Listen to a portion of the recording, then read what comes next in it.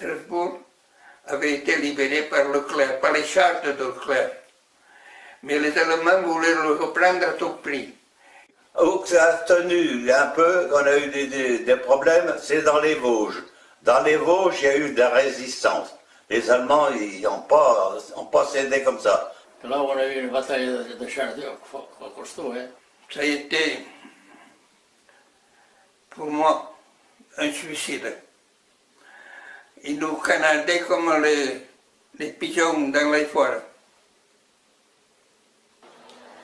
Mais on a tenu le coup. Il fallait être Leclerc. Tu te rends compte qu'il a fait passer une division blindée par les Vosges. Là, on a eu des ennemis supplémentaires. Ça a été premièrement l'automne, avec la pluie, la boue, les inondations.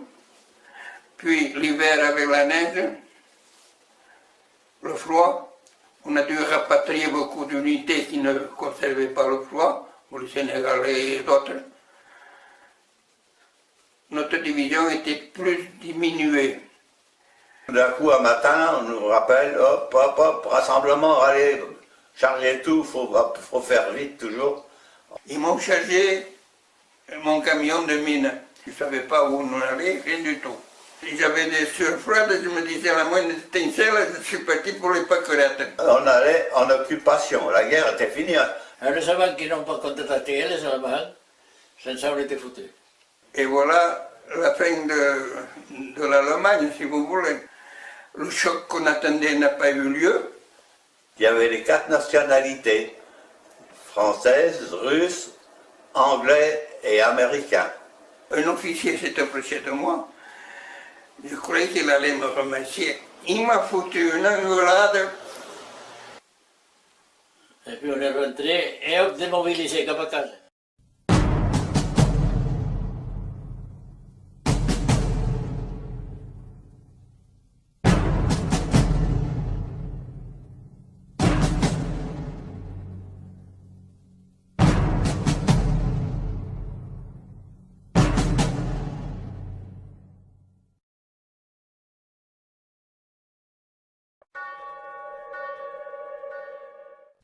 Démobilisés.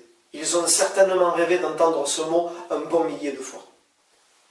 Si la démobilisation prend des airs de vacances d'été ou parfois de devoirs accomplis, pour Albert et Paul, la fin de la guerre garde un arrière-goût d'amertume. Ça, on est resté je ne sais plus combien de temps à Vienne, et après on nous a renvoyés là, à côté d'Innsbruck, à Halle, et là on nous a fait des papiers, direction allez, Paris, maintenant. Château de Vincennes. Hop. Ah voilà, démobilisé. Ils ont fait machin de démobilisation.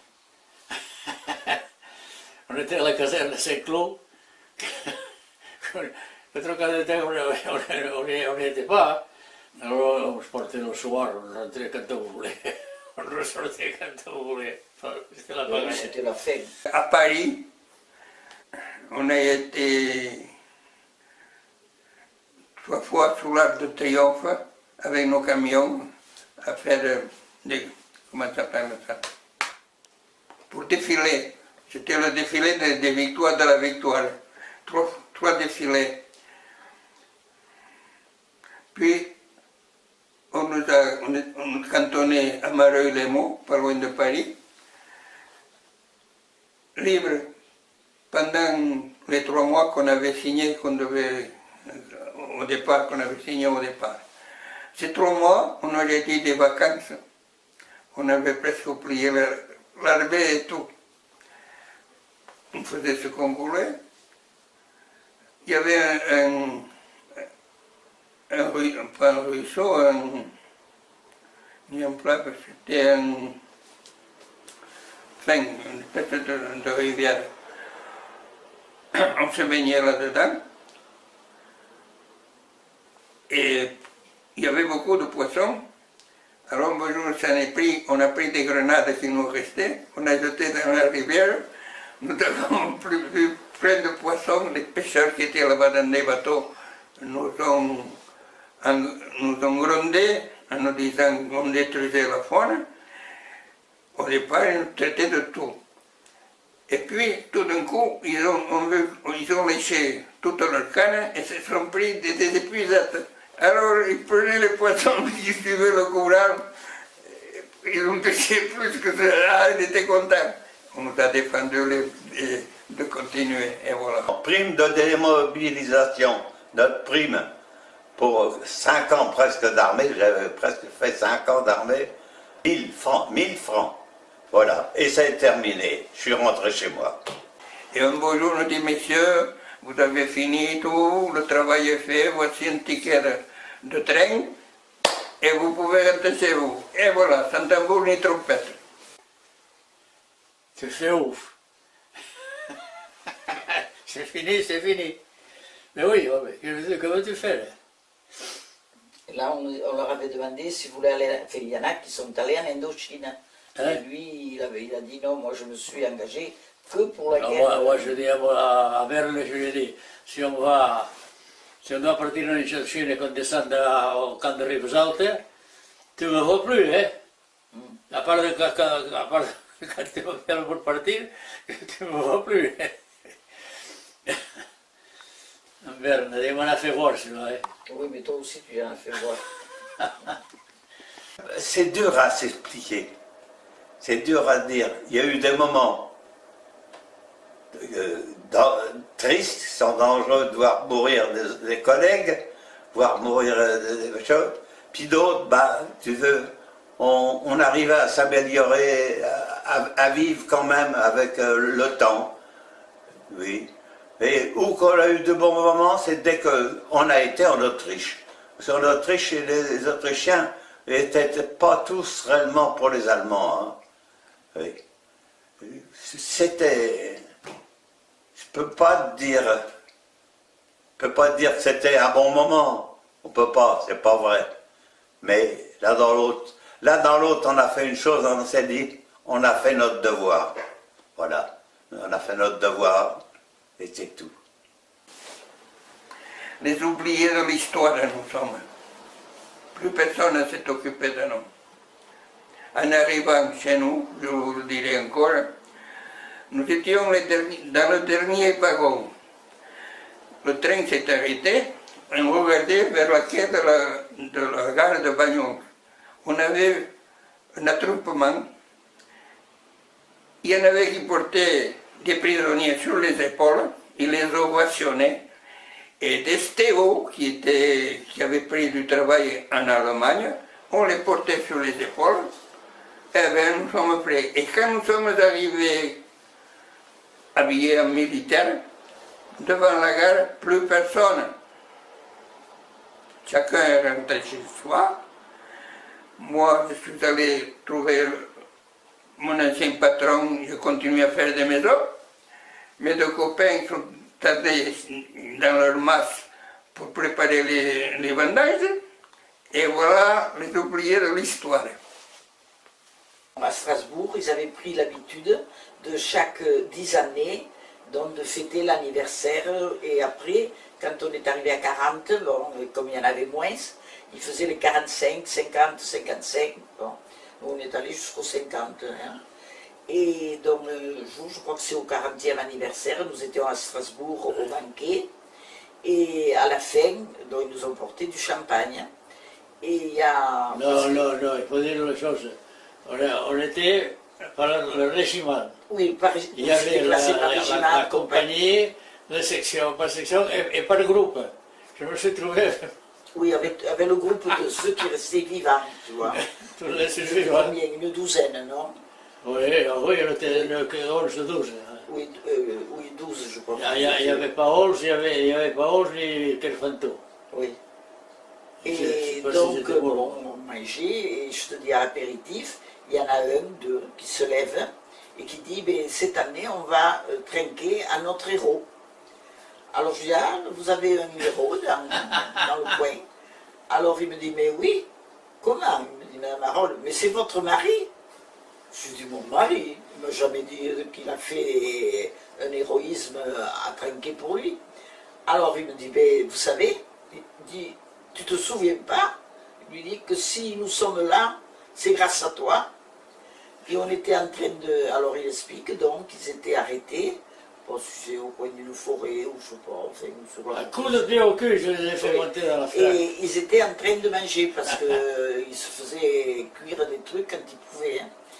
Et alors, tout d'un coup, lui, il a vu quelque chose, quelque part, quelque chose qui n'y a pas plu. Et il leur dit, les enfants, on n'est pas bien, là, allez hop, à la voiture. Et ils ne voulaient pas partir. Et il dit, non, on va manger, après on partira. Non, non, non, non, non, non, du coup de pied au cul, il nous a fait monter dans la voiture. Il dit, peut-être 50 mètres plus loin, et un obus tombe juste là où nous étions. Il dit, vraiment, il a eu une intuition. Et alors, J'avais la baraka. oui, il avait vu quelque chose briller dans une forêt.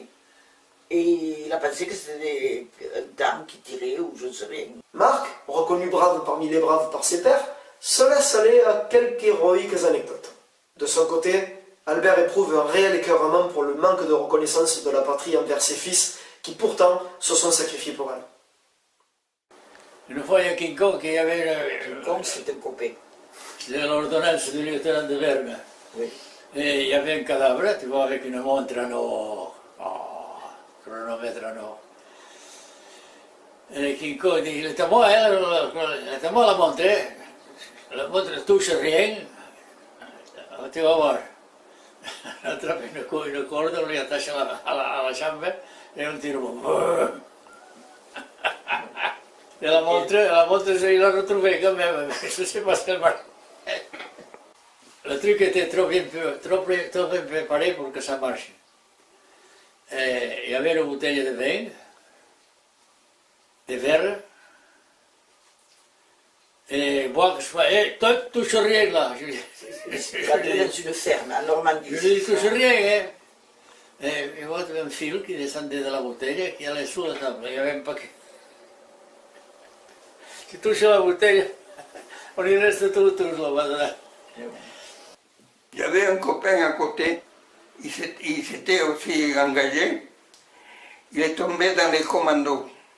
On l'a envoyé en Italie, soi-disant, il y a eu un film qui est passé là-dessus, il devait s'accaparer un canon qui était en Corse, il a été envoyé. En Corse, il y avait un canon qui tirait sur les bateaux qui passaient tout près. Avec son bataillon, ils sont allés là-bas. Et quand ils ont pu battre les Allemands et s'approcher pour liquider ce canon, il n'y en avait jamais eu. Ça avait été ils avaient reçu ce message. C'était les résistants qui envoyaient des messages. C'était un faux message. Quand il a été libéré, il a dû laisser ses habits, je sais pas, sa compagnie ou quoi. On lui a défendu de descendre, d'être libéré, en train de rentrer chez lui en uniforme, en habit. Les gens qui l'ont vu arriver, ils se sont dit, ce type, il avait été dans un champ qui avait pour faire peur, un habitant pour faire peur aux oiseaux. Il était habillé comme ça, chez lui, une honte. Nous, on a eu de la chance, on nous a permis de rentrer en permission comme ça, avec nos habits de combat. Ça nous a coûté quand même. Il a fallu que je me batte en tant que brigadier. Il voulait me casser mon bouquet pas mal. Ça n'existait plus. Une fois la guerre finie, vous savez, les grades 0, c'était des copains. Même quand on était à Mareuil, une fois je dis à François, dis, c'est ton tour, tu devrais aller au jus. Il m'a répondu, si boss, beurre le café, baisse ton cercle. Voilà ce qu'il m'a dit. Autrement, bon, nous avons des papiers comme quoi on a droit, tout sur les tricots, les vertes, tout, comme il faut. Ça. Mais vous vous rendez compte de l'obliger avec tout ce qu'il avait fait aussi. Je l'avais connu au camp de Miranda, en Espagne lui aussi. Je crois qu'il était parti, il était au chantier de jeunesse, quand il est parti en Espagne. Les 3 mois qu'on nous a fait signer, ils ont servi ceux qui nous avaient envoyés, qui voulaient nous envoyer en Allemagne, avaient les meilleurs postes. Ces 3 mois, ils ont repris tous leurs postes. J'avais un beau-frère qui avait été dans les camps allemands. Il a vu à Nice arriver les mêmes qu'il avait envoyés là-bas dans les camps de concentration. Alors les 3 mois, les bonnes places étaient prises, il ne restait plus rien, nous, pour vous dire que, oubliez. C'est vrai, mon impression c'était ça. Je vais aux cérémonies, mais sans trop de joie. Hein. Si Marc soutient que celui qui prétend jamais avoir eu peur au cours de ce conflit est un menteur, Albert, lui, nous prouve que le courage existe. D'ailleurs, il le dit lui-même, il n'a connu la peur qu'une seule fois. Personnellement, je ne crois pas que Marc puisse accuser Albert d'être un menteur. Je pense plutôt que chacun de ces 2 hommes a une définition du mot peur qui lui est propre. Albert, ayant vécu les terribles batailles en Italie et les missions suicides dans les Alpes, s'est habitué à vivre avec la peur, au point de ne plus la ressentir jusqu'à ce fameux transport de mines mal arrimé. Marc, lui, a vécu avec sa peur au point de s'en accommoder, allant jusqu'à en faire abstraction lorsque les bombes éclatent au-dessus de son Alftrac. Alors au fond, on peut dire que la notion de peur n'est qu'une question de degré d'appréciation personnelle.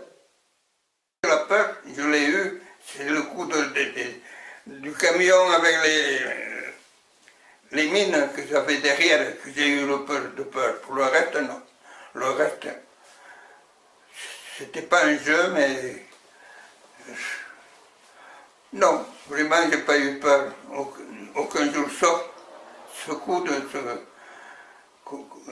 des mines là, derrière mon dos, que la moindre étincelle, ça partait. Hein. Je l'ai dans les pacorettes, comme je vous disais. Et on avait la trouille tout le temps.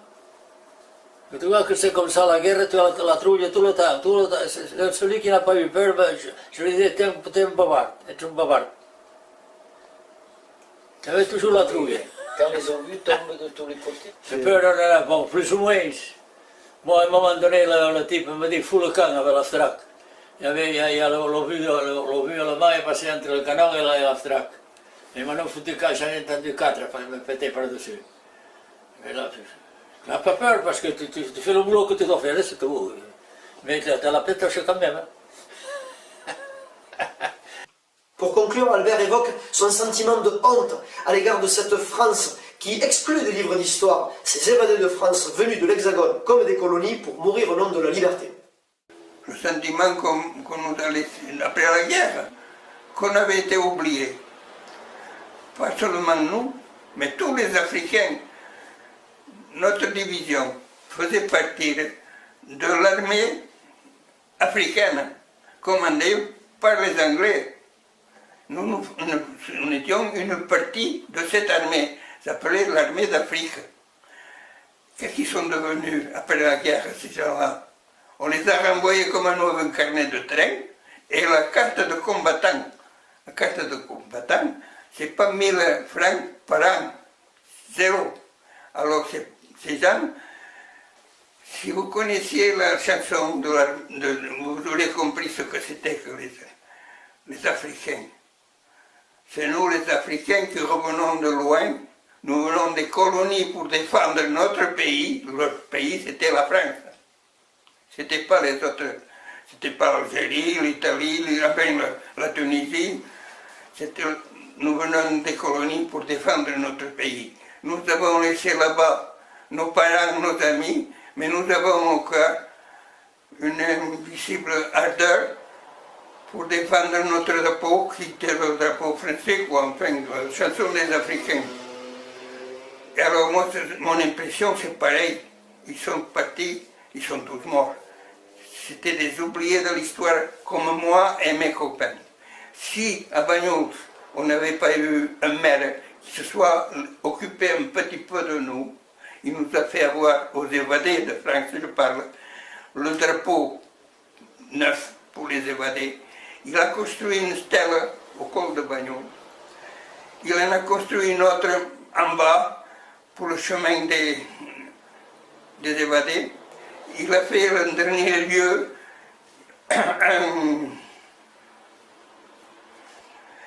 au nom de la première division française libre. C'est le seul, M. Reda. Depuis, quelques petites cérémonies, pas grand-chose.